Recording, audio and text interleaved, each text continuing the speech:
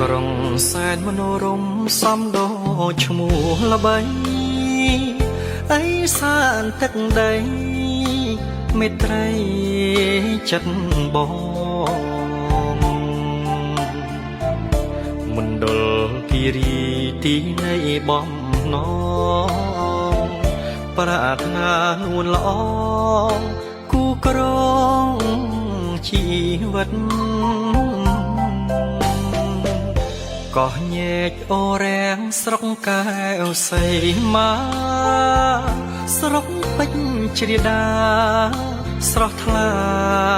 ពេកពិតមណ្ឌលគិរីមុនស្នេហ៍អមរិតផ្លូវឆ្ងាយខ្លាចចិត្តក្បត់ចិត្តជាប់ស្នេហ៍